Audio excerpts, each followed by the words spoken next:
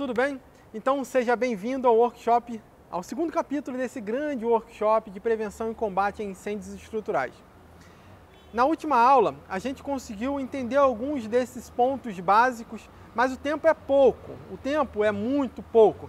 E a gente tem que dar uma espremida ali ao máximo para eu levar para você o máximo de conteúdo em pouco tempo. Contudo, a gente viu algum desses pontos e hoje a gente vai tratar outros pontos já, principalmente relacionado aos incêndios de progressão rápida. Por que, Fabrício? Por que a gente vai tratar esse assunto de incêndios de progressão rápida? Porque através da leitura adequada desses incêndios de progressão rápida, que vocês vão conseguir vão dar alternativas adequadas de respostas a esse ambiente que você tem que combater esse incêndio, tá bom? Então os pontos que eu separei aqui são, primeiro, IPR, depois as principais diferenças entre fenômenos causadores de IPR, como identificar os sinais de um incêndio de progresso rápido. Para esse caso em específico, a gente tem algumas possibilidades, por exemplo, a gente vai chegar até ali, de mostrar uma leitura adequada do ambiente. Mas há uma ferramenta muito bacana para a gente conseguir perceber. A gente vai fazer dessa ferramenta uma leitura adequada do fogo também. A utilização dessa ferramenta, interpretar em que fase está esse fogo, vai te dar maior direcionamento. E também, já lá no último capítulo, a gente vai falar sobre o combate tático, tá? A gente vai falar sobre algumas intervenções que pode ser dado para um combate tático adequado. Lembra lá na primeira aula que eu falei para vocês assim, de acordo com alguns equipamentos, a gente tem um momento adequado para dar a resposta, a gente consegue ter uma interpretação do que pode ser feito com aquele equipamento naquela fase determinada. Então, eu falei sobre duas variáveis. Eu falei sobre equipamento e falei sobre fase. Agora, perceba o seguinte, se eu mudo a fase com o mesmo equipamento, eu tenho um resultado daquele incêndio. Mudei a fase, só a fase. Saí da primeira, passei para a segunda. Se eu tenho uma mudança de equipamento numa mesma fase, eu tenho uma resposta também diferente. Então, eu queria trazer para vocês aqui alguns elementos que nós podemos atuar na segurança contra incêndio, mas que, de acordo com as medidas, seriam uma proteção passiva, aquela que não precisa ser acionada, né? A gente poderia falar um pouco mais dessas proteções passivas e ativas, mas como eu falei para vocês, a gente precisa aqui dar uma enxugada. E a gente tem as proteções ativas, que a gente precisa pegar lá, acionar. Ou ele tem um acionamento mecânico, automático, que não precisamos exatamente estarmos ali controlando esse acionamento. Então eu queria trazer para vocês aqui o primeiro ponto. Na primeira fase, na fase de iniciação, de ignição daquele fogo, a gente pode atuar com elementos de proteção ao fogo. Esses elementos eles vão tornar possível uma limitação do crescimento do fogo. E quais são as medidas que eu posso tomar? Então são duas medidas. A primeira são as medidas de proteção passiva. Por exemplo, eu posso fazer um controle da quantidade de materiais combustíveis incorporados aos elementos construtivos. Lembra do primeiro capítulo, quando a gente falou sobre o envelopamento do Grenfell Tower? E falou assim, esse envelopamento, o cara quis economizar 1 libra esterlina por metro quadrado e deu no que deu, porque ele colocou material combustível. Então, para eu não iniciar essa ignição através desse material combustível, eu poderia trocar. Então, essa é uma medida de proteção passiva. Quais são as medidas de proteção ativa, Fabrício, nessa ignição? Então, eu posso ter uma provisão de sistema de alarme manual, uma provisão de sistema de detecção e alarme automático, que eu já vou acionar e vão ser tomadas as devidas atitudes, né, para combater aquele fogo ainda durante o princípio dele, durante a ignição desse fogo. A gente pode ter uma atuação ainda na extinção inicial do incêndio, tá bom? Nessa extinção inicial desse incêndio, nas medidas de proteção passiva, a gente não enxerga nenhum tipo de equipamento. Mas já no caso da ativa, a gente pode usar os nossos muitos famosos extintores de incêndio. Observa que esse extintor de incêndio ele tem lá 1 minuto, 1 minuto e meio para você usá-lo, né? Então, ele pode ser usado nessa extinção inicial desse incêndio. Nós temos um outro elemento E por que eu estou passando elemento a elemento, né? Fabrício, você está passando isso para você perceber que não é só tirando um dos itens. Você tem que interpretar o incêndio, interpretar os equipamentos, interpretar a fase desse incêndio e saber o que pode ser utilizado naquele momento ou não, tá bom? Vamos continuar. Então a gente tem a limitação da propagação do incêndio. Então a gente vai pensar na compartimentação vertical ou horizontal. Nesse crescimento desse fogo, e eu estou falando da segunda fase já, eu não quero que esse incêndio que está dentro de um compartimento passe para outro compartimento. Então o que eu vou pensar? Na compartimentação vertical e na compartimentação horizontal.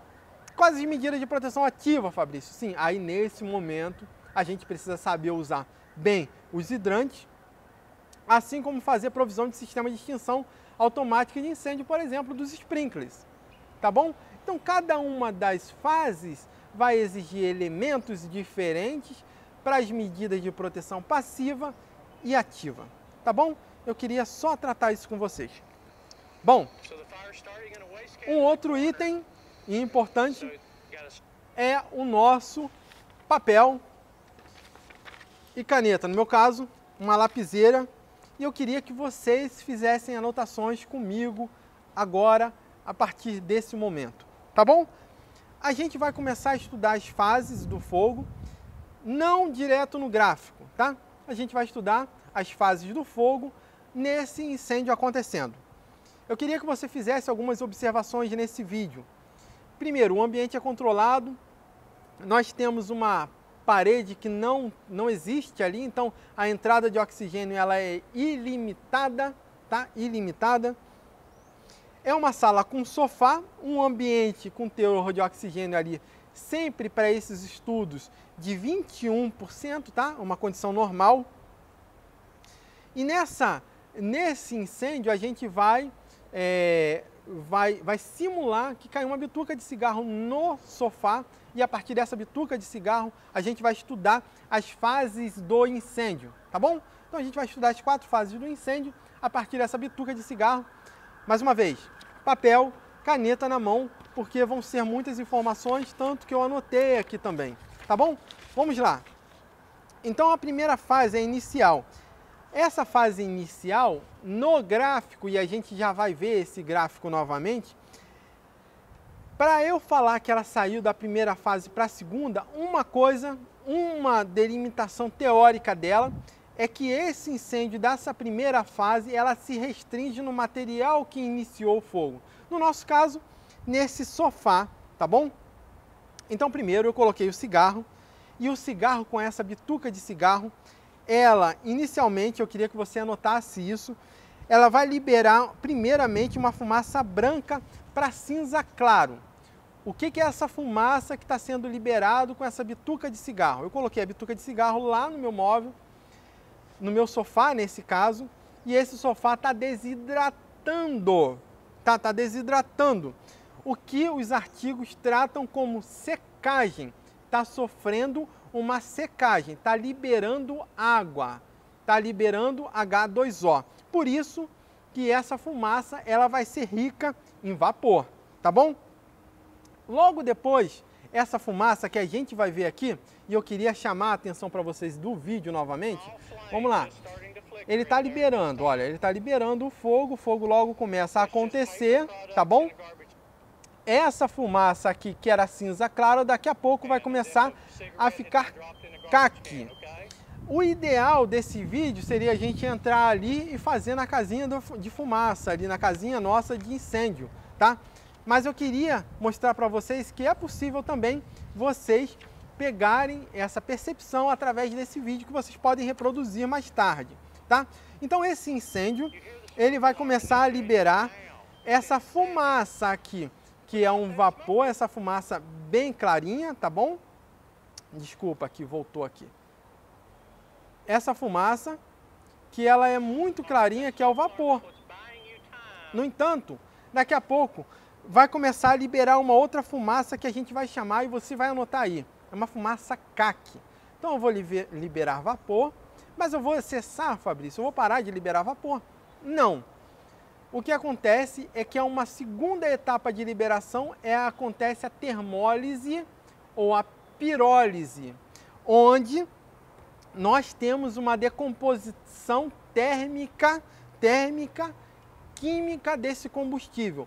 Não há um toque exatamente da lâmina de chamas naquele objeto, no entanto, somente com essa radiação eu já começo a liberar essa fumaça, que é um produto químico, é um produto de uma reação que vai liberar um produto químico que vai ser combustível também. Então eu vou ter esse vapor, mas ao mesmo tempo eu estou começando a liberar essa fumaça CAC, tá? Então eu tenho o meu início da combustão. Bom, eu tenho a presença de chamas e essa combustão, esse meu material que está sendo incendiado, no caso o sofá, eu vou liberar uma outra, vou passar para uma outra fase, que é a fase de ponto de combustão. E eu deixo o meu ponto de fulgor e passo para o meu ponto de combustão. E aí, para vocês não ficarem lendo definição, tornar a coisa mais difícil, mais pesada, trata assim, ó, o ponto de fulgor é quando eu deixo o cigarro ali e tiro esse incêndio que está no sofá, ele apaga. Mas se eu tiro o meu ponto sede ali daquele fogo, que é a bituca de cigarro, aquele fogo ele permanece. Então esse ponto que antes era de fulgor, agora virou ponto de combustão e ele vai continuar ali. Nesse momento, ainda nesse momento, eu estou na minha primeira fase do incêndio. Vamos voltar aqui para o vídeo? Beleza. Então está acontecendo aqui exatamente isso. Será que se eu tirar a bituca de cigarro agora o fogo continua? Bom, se continuar, o meu ponto de combustão, o sofá já está no incêndio de ponto de combustão, tá bom? Beleza, beleza, está continuando, está liberando fumaças bem clarinhas, muito clarinhas aqui nesse momento. Vapor, a termólise, começa a perceber que tem pontos que o fogo, que essa lâmina ela não toca, mas começa a decompor também através da fumaça, a liberação química através da radiação de gases combustíveis que estão subindo. Estão começando a subir para essa área daqui. E essa área daqui, ela está começando a ficar com uma fumaça mais escura, tá bom? Essa coluna de fumaça, ela tem uma quantidade de gases e vapores suficiente para começar a gerar, a aumentar, a propagar esse calor que inicialmente era gerado a partir apenas a radiação era a partir inicialmente do calor, do fogo sede, tá bom?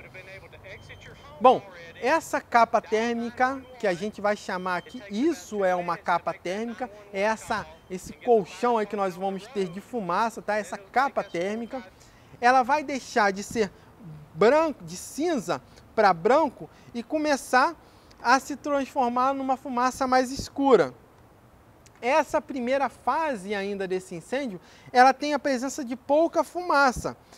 Essa chama, ela não é perturbada ainda nessa primeira fase, tá? E aí, essa perturbação dessa chama, ela vai fazer com que a fase modifique. Eu saia de uma fase, da primeira fase, que é de iniciação, de ignição ali, e eu vou passar para o meu crescimento do fogo, que é a segunda fase. Essa segunda fase, ela é marcada pelo toque da ponta da chama ou no teto do meu móvel, nesse caso daqui desse simulador, ou o toque dessa chama na minha fumaça. Então eu marco a saída da primeira fase para a entrada da segunda fase. Eu falei também inicialmente que a primeira fase se restringia a um móvel. Então, se esse móvel inicial já passou um incêndio para outro móvel, também eu mudo de fase, tá bom? Então eu tenho essas duas possibilidades. Ela é uma questão teórica? De definição, mas é de realidade também. Por quê? Se você sabe claramente que você está na primeira fase, você retira aquele móvel daquele local ou isola aquele móvel e você tem a inibição da propagação desse fogo, tá? Então marcar a segunda fase com o toque desse incêndio, passando desse incêndio que inicialmente era só no móvel para o outro, é importantíssimo também. Então a segunda fase, que é a fase do crescimento, a gente sai da fase que é a primeira fase inicial, passa para a segunda, que é de crescimento, ela vai marcar, no nosso caso, nesse caso desse exemplo, pelo toque dessas chamas, vamos olhar aqui o vídeo, pelo toque no teto ou na capa térmica, nesse caso daqui, na capa térmica. Aí, o que acontece? Voltei aqui o vídeo de novo. O que acontece? Eu tenho a queima total. Vamos olhar para cá, olha só. Eu tenho a queima total e o teto está aqui. Eu consigo fazer com que todo o combustível queime e eu libere menos carbono, menos carbono sólido para o ambiente, tá bom? Então, primeira coisa, na hora que eu toco essa capa térmica ou toco o teto, o que acontece? Eu não tenho a queima completa dessa fuligem. E o que está acontecendo, Fabrício? Esse material também é um material combustível que vai começar a se depositar, claro que mais pesado, mas nessa capa térmica. E esse material é altamente combustível, claro que ele vai demorar a chegar no ponto de fulgor e depois no ponto de autoignição, no ponto de ignição dele, mas logo depois ele vai ser autossustentável, vai gerar outros eventos pós-flashover que a gente já vai ver. Nesse momento da segunda fase, eu tenho um aumento, o quê? O que aconteceu? Se eu tenho uma queima incompleta desse carbono, essa fuligem, a minha fumaça que antes era cinza clara, e amarela por conta da termólise, da pirólise, agora eu vou ter uma fumaça mais escura, porque eu estou depositando o carbono ali. Então vocês vão ver isso no vídeo. O vídeo, vocês podem ver que a fumaça começa a ficar mais escura, mais negra. Por quê? Porque eu tenho carbono sendo depositado nela. Você vê claramente um aumento da cor negra na capa térmica. E aí a gente começa uma interpretação bacana do que está acontecendo lá dentro. Eu crio duas zonas. Uma zona de alta pressão, que é gerado por conta dos gases e da fumaça a partir desse fogo, e uma zona de baixa pressão, que é a parte de baixa. Os gases, eles vão subir. Lembra, você deve ter visto já algum vídeo que os bombeiros americanos vão exatamente em cima das chamas para abrir um buraco no telhado. O que ele está fazendo? Ele está liberando essa pressão para que os bombeiros, os amigos, os companheiros dele entrem com maior conforto térmico e tenham maior tempo para combater esse incêndio. Ah, Fabrício, não vai fazer uma entrada de oxigênio? Vai, mas o objetivo é ventilar esse ambiente, é um objetivo diferente. Bom, nesse vídeo aqui também a gente vai conseguir identificar duas coisas importantes. Então, uma zona de alta pressão que ficou aqui em cima. O que ele está chamando a atenção aqui, gente, é da pirólise. Olha, a chama ela não encosta, mas a liberação desse gás aqui amarelo. Olha que bacana, olha que interessante. Tá vendo? Então é isso que está acontecendo aqui nesse momento. Então ele chamou a atenção nesse vídeo que tem vapores subindo, seja de desidratação ou de pirólise mesmo, gerando mais combustível. Observa que está tocando já a capa térmica e está gerando já chamas dentro da fumaça. Por quê? A fumaça está aumentando a temperatura, você tem gases liberados pela termólise, pela pirólise, e você além do mais, a gente tem carbono ali, que são materiais combustíveis que vão começar a pegar fogo. A fumaça, ela começa a também apresentar sinais de fogo, tá bom? Bom, eu queria que vocês anotassem aí também, dentro da fase 2 também, que nesse caso a gente tem uma zona de alta temperatura e uma zona de baixa temperatura. O limiar dessa zona alta e zona baixa é o que nós vamos chamar de plano neutro, porque não é de alta nem de baixa, é neutra. Então, claro que é uma zona teórica, mas que serve para dividir o que está quente do que está frio, tá bom? Bom, essa temperatura ela continua aumentando, e como vocês viram no vídeo, essa capa térmica ela começa a incendiar. Começa a acontecer o rollover, começa a acontecer outros eventos como o Ghost Flame, por exemplo, nesse ambiente. Só que o que aconteceu? A gente mudou de fase. Por que nós mudamos de fase, Fabrício? Porque na fase 3, os materiais distantes da fonte começam a entrar em processo de combustão. Bom, Fabrício, a fumaça está pegando fogo, logo materiais distantes dela, como cortina, como outros sofá, vão começar a se decompor também, e aí a gente entrou na fase 3. Nesse momento é o que nós estamos vendo aqui agora. A gente vai ter a presença de Ghost Flame e de Rollover. O que é isso tudo? Bom, o Ghost Flame são explosões que a gente consegue observar dentro da fumaça. E o Rollover é quando a partir da sede do fogo você vê a fumaça, os gases queimando, tá bom? A fumaça, eu anotei aqui, é incendiada a partir do foco, se direcionando para as partes mais afastadas. A capa térmica, ela começa a descer quando a gente entra na fase 3 muito rápida. O plano neutro, ele começa a descer também, ele começa a diminuir, fazendo com que aquela zona de baixa pressão diminua, tá? O flashover acontece. E esse flashover a gente define na teoria e acaba esquecendo. O que é? Todos os materiais combustíveis entram em combustão. Há momentos dentro de ambientes que os materiais, por estarem espaçados, há uma possibilidade de compartimentação que algumas fases, que alguns incêndios dentro de compartimento não vão alcançar o flashover, tá? Não é obrigatório alcançar o flashover, tá? Também. Bom, eu coloquei aqui uma anotação também importante, eu coloquei assim, ó, depois da ignição súbita generalizada, as superfícies expostas a todos os materiais combustíveis do compartimento estarão queimando e a taxa de liberação de calor atingirá seu ponto máximo, com temperatura que podem chegar a 1.100 graus. A gente está falando da fumaça. A fumaça, o ponto mais alto, pode chegar a 1.100 graus. Bom, a gente viu isso tudo, fase 1, fase 2, fase 3, e a gente não pode esquecer que essas fases podem acontecer de acordo com o ambiente. Mais uma vez, esse ambiente, ele não tem o problema da fumaça. No nosso caso, nesse caso desse vídeo que a gente está vendo, vai começar a ver agora, eu tenho duas diferenças de ambiente. Um ambiente com combustíveis antigos e um ambiente com combustíveis novos.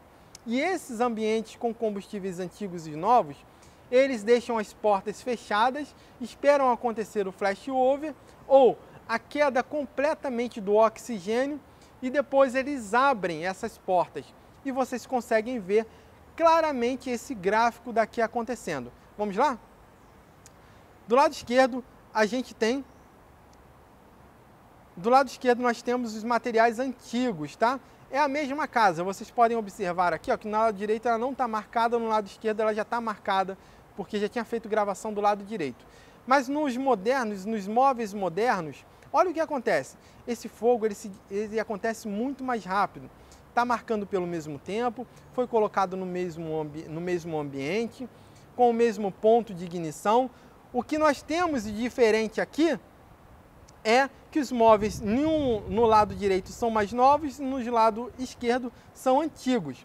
E eu quero chamar a atenção para você que o que está acontecendo aqui? No lado direito, eu já alcancei meu ponto máximo de utilização do combustível, meu ponto máximo de temperatura. Começo a cair essa temperatura porque eu não tenho a entrada de oxigênio. Quando as pessoas forem lá abrirem as portas e janelas, essa temperatura volta a aumentar, como vocês podem ver nesse gráfico. Por quê? Porque há a entrada do oxigênio. Então eu tenho uma abertura, só que esse aumento acontece muito, mas muito mais rápido do que inicialmente. Olha lá, o ambiente já vai entrar em flashover.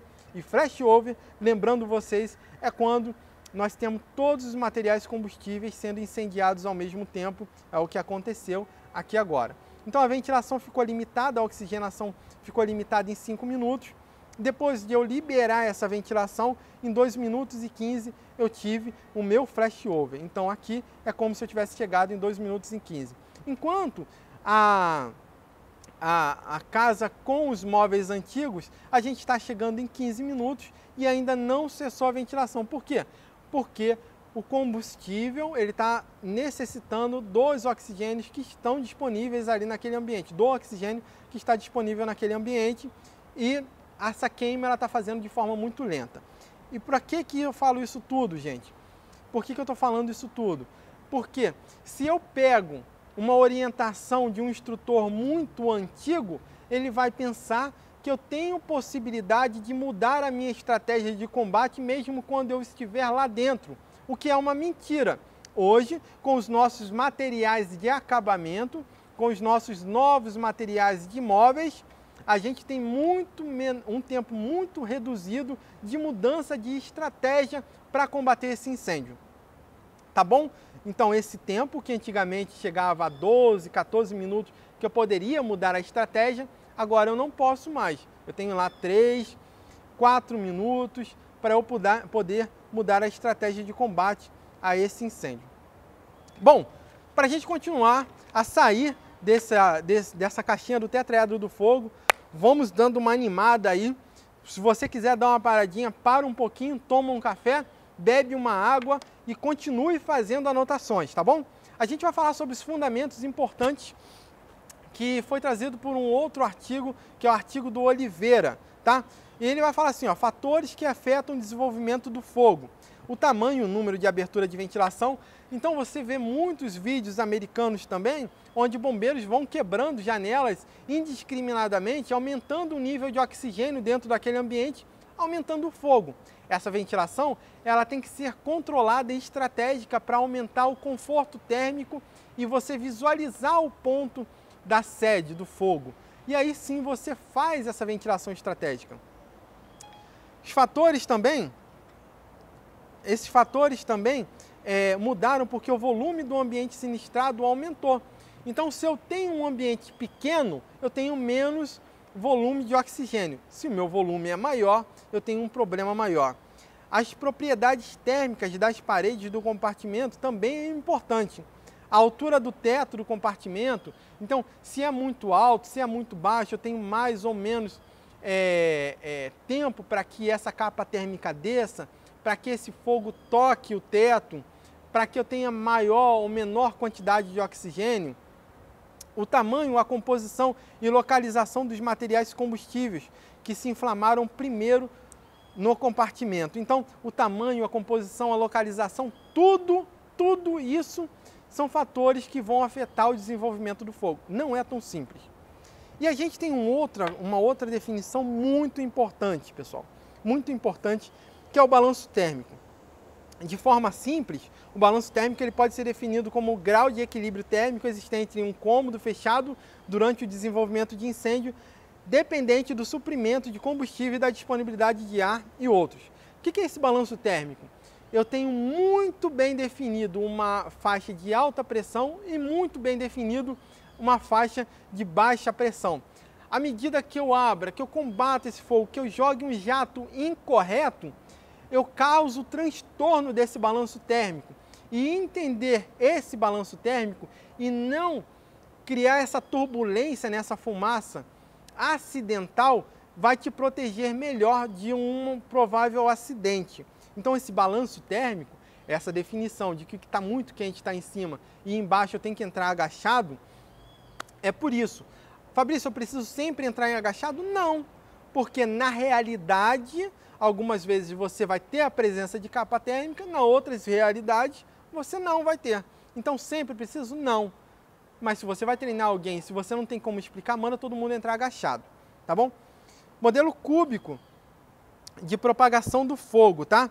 Se todas as paredes do compartimento forem iguais, a tendência de propagação será vertical. E a primeira parte do ambiente a ser afetado pelo calor do fogo será superior, ou seja, o teto. Lembra que o calor sobe por conta das lâminas, da coluna do fogo e logo depois ele vai tocar o teto. Esse teto vai estar superaquecido.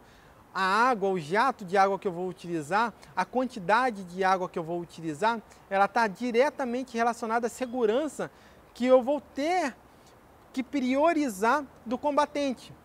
Pensou sobre isso já alguma vez? Essa lâmina desse fogo, ele vai afetar o teto. Então eu tenho que ter essa percepção do que pode acontecer, por exemplo, de um colapso se eu encher de água aquele ambiente, se eu inundar de água aquele ambiente, tá bom? Então a gente tem um incêndio de progressão rápida, e saiu aqui, mas eu vou voltar para vocês.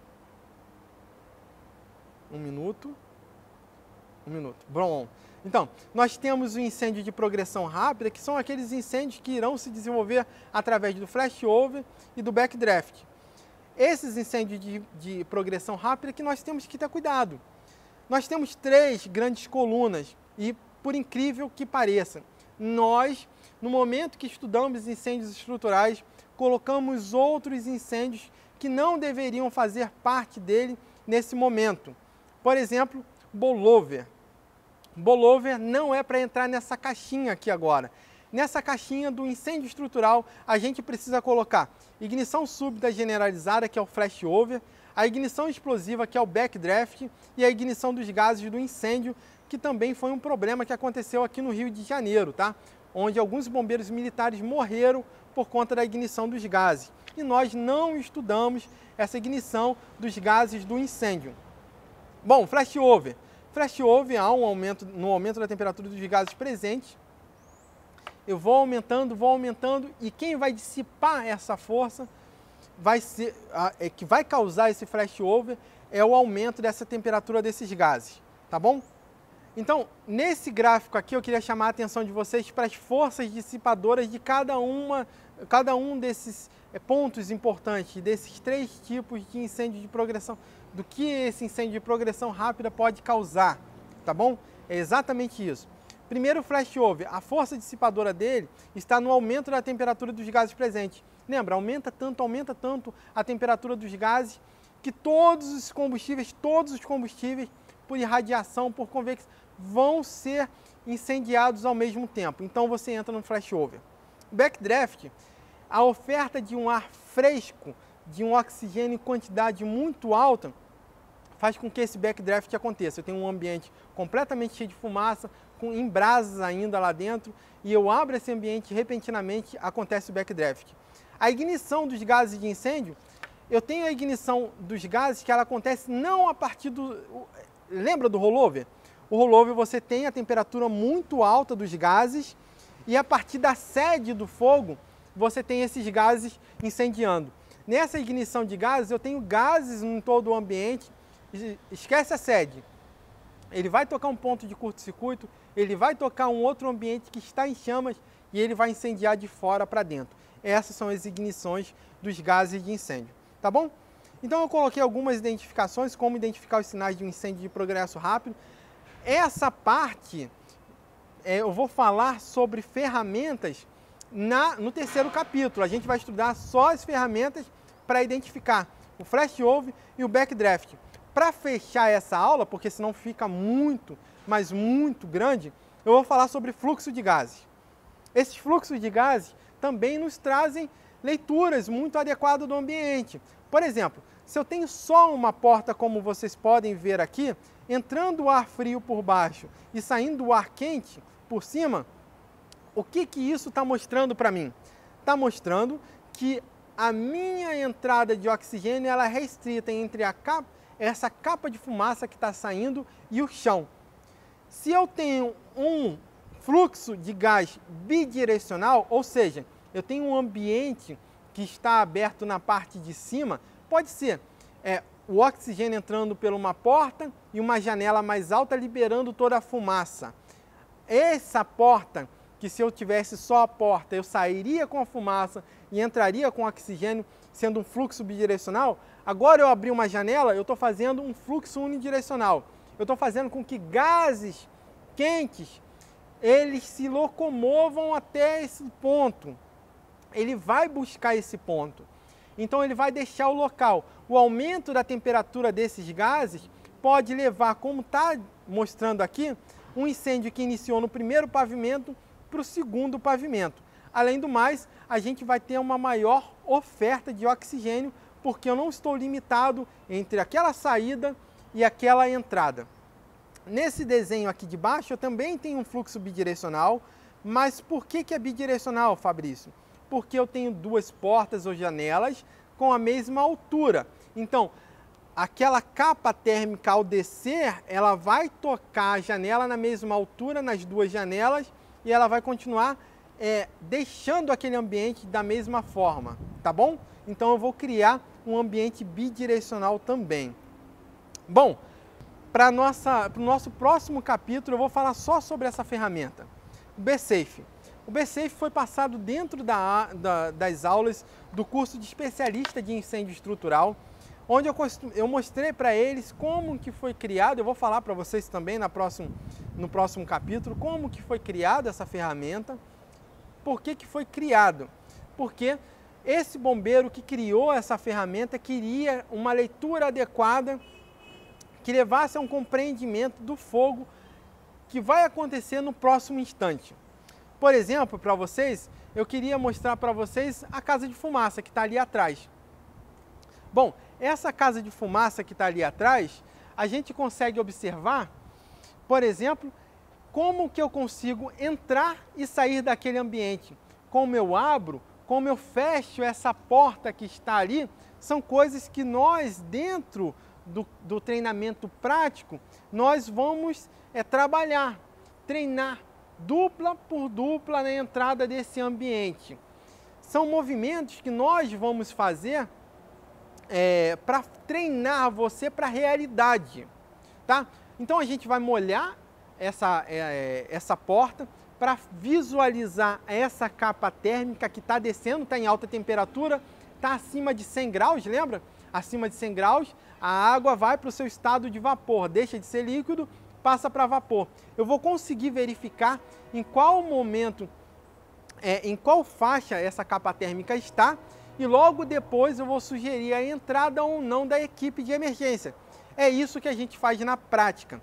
Esse treinamento que é dado na prática é um complemento de todo o módulo 2 que nós falamos dentro do curso de especialista de incêndio estrutural, onde nós tratamos a saída dessa percepção do triângulo do fogo, como eu estou fazendo aqui no workshop com vocês, passa pelo tetraedro, entende essa reação do fogo, e a gente começa, através de vídeos, de orientações, chegar até as ferramentas do B-Safe, que a gente vai ver no próximo capítulo, aplicá-las na prática em um ambiente confinado, como a nossa casa de fumaça ali atrás, utilizando diferentes tipos de esguichos, diferentes tipos de métodos para entrar e sair desse ambiente com segurança. E mais, com isso você consegue orientar aqueles que você está treinando de forma mais adequada.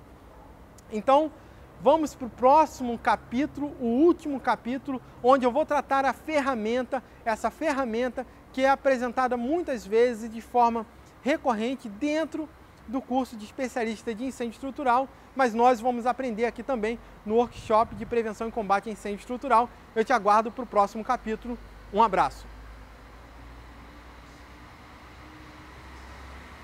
Hoje eu tive a oportunidade de realizar um curso que, nesses 15 anos como bombeiro civil, eu posso dizer sem sombra de dúvida que foi o curso mais consistente, mais técnico e que teve uma carga de exercícios práticos mais condizente com a nossa realidade de bombeiro profissional civil, que foi o curso de especialista em combate a incêndio estrutural. E, de fato, dos CTs nos quais eu já pratiquei algum treinamento, fiz algum curso, é o CT que tem a melhor qualidade técnica, tanto de equipamentos como de instrutores, para formar profissionais de alta qualidade. E eu que gosto muito dessa área, isso aqui é só mais um começo, embora eu já tenha 45 anos de idade, 15 anos de brigada de incêndio, eu vejo que cada dia que passa eu preciso aprimorar e melhorar mais ainda os meus conhecimentos. Porque hoje eu reafirmei o amor que eu tenho a essa profissão que é a de bombeiro civil. Os exercícios foram encarados de forma realista com relação à atividade de bombeiro. Então nós não fizemos aqui aquilo que é de uso comum em todo o curso de formação de bombeiro civil, que é tentar trazer para dentro de um profissional de combate a incêndio uma atividade militar. A gente ficou aqui focado exatamente em como fazer os procedimentos para combate a incêndio estrutural, entrada, a utilização de esguicho, as formas de jato, os fenômenos do fogo durante o incêndio. Então, assim, tudo que foi passado em teoria, nós podemos presenciar aqui na prática, de forma bem técnica. Expandiu exponencialmente e reacendeu aquela vontade de dar continuidade. Tenho 45 anos de idade, vai fazer um ano que eu fiz uma cirurgia na região lombar da coluna. Coloquei 6 pinos entre a L4, a L5 e a S1. E não existe vitória sem sacrifício. Eu provei para mim mesmo que eu posso fazer, com todas as dificuldades. Eu acabei de sair do HIT, né? Eu nunca tive vivenciado aquilo. Estou aqui morto. 2 coisas eu observei. Primeiro, eu tenho que voltar a fazer atividade física, né? E que eu não sei nada. Tenho que aprender muito, muito, muito mesmo. A gente acha que conhece bem e realmente esse básico, que é o que a gente passa nos treinamentos de brigada, a gente acaba conhecendo bem mesmo. O basicão de fogo, de teoria, de propagação, entendeu? Entre outros, tá? Só que aí aqui vai aprofundando mais. A gente vê que tem muita gente boa estudando e que a gente não sabe nada. Não, hoje o meu conhecimento a respeito do assunto é outro, minha visão mudou. Minhas fontes para procurar mais conhecimento mudou, entendeu? E eu não sei se melhorou ou se piorou, porque agora eu sei que eu tenho que correr mais ainda, porque é muita coisa para saber. Lógico que porque a gente passa, de repente, com um brigadista, não é tão avançado quanto a gente aprende, mas é importante a gente saber, porque em muitos lugares a gente vai e o pessoal acha que é ficar pulando para lá e para cá e esticando, entendendo, mangueira e fazendo o povo suar é uma parte importante. Mas se não conhecer como o fogo se comporta e os fenômenos que pode acontecer, vai morrer nego aí fácil achando que está combatendo legal, mas sem o conhecimento teórico não rola. Isso para mim foi show de bola. O experimento da casinha é ótimo para a gente ver na prática como a fumaça está se comportando, as fases do fogo em relação ao crescimento do próprio fogo, para a gente saber o que fazer ou não na hora, o certo e o errado. E depois a gente põe em prática aqui. Isso aí foi ótimo. Porque uma coisa é você ficar ali papirando e outra coisa é você ver na realidade, você ver aquilo ali que ele falou na aula teórica, a cor da fumaça, como que eram os gases, a questão de resfriamento, como que eram os fenômenos. E aí você vê aqui na prática, realmente é aquilo que ele passou e é muito bom você olhar e você saber diferenciar qual que é o fenômeno que está acontecendo ali. O que você tem a dizer? Antes eu não sabia, antes eu ia ter dúvida e eu vou ser sincera contigo. Aqui no curso eu pude ver, pude perceber que eu ia fazer coisa errada. Aqui eu consegui assim me atualizar.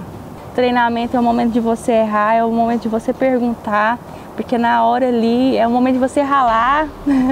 Tô toda suada aqui, acabei de passar pelo HIT, mas aqui é o momento de superação para lá na frente, que caso depender de você, você está preparado. E aí vai estar patrimônio, vidas, dependendo de você. Dá vontade de fazer mais, quero fazer mais. E isso assim serve para todo mundo, em todas as áreas. Nunca pare de se aperfeiçoar, principalmente naquilo que você gosta. E é muito bom você bater no peito e falar assim, poxa, eu superei minhas expectativas. Não é à toa que meu capacete está aqui, ó, superação. E é muito bacana assim ser uma das mulheres que estão fazendo essa primeira turma. É muito gratificante. Eu tenho uma visão totalmente diferente com relação ao PCI.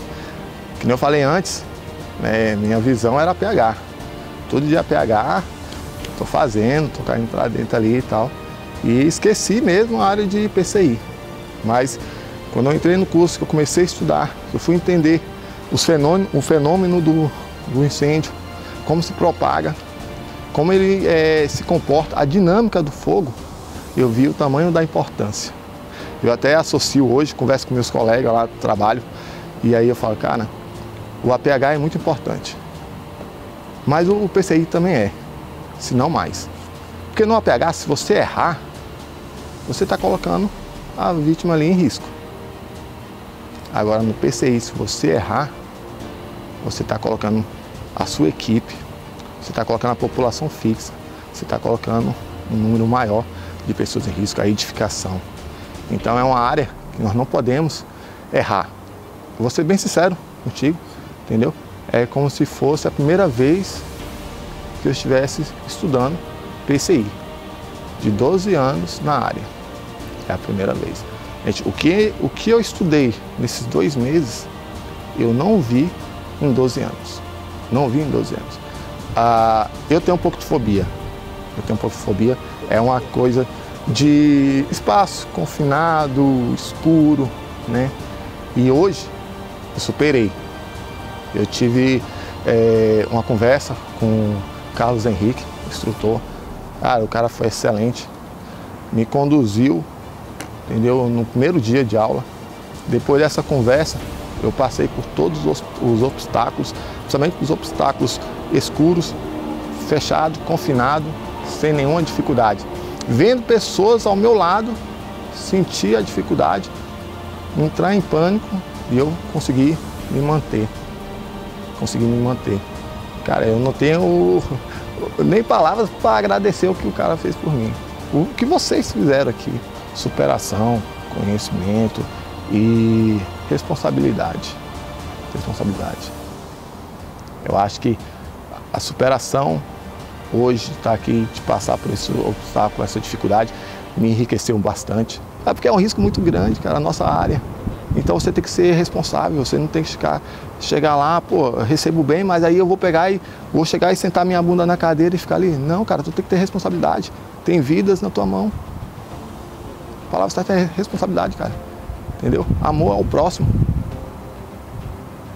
Chama a responsabilidade para cima de você, levanta, cara, vai fazer sua ronda, vai fazer sua inspeção, vai treinar. Hoje ninguém não gosta de treinar. Mas como é que tu vai ficar bom em alguma coisa se você não treina?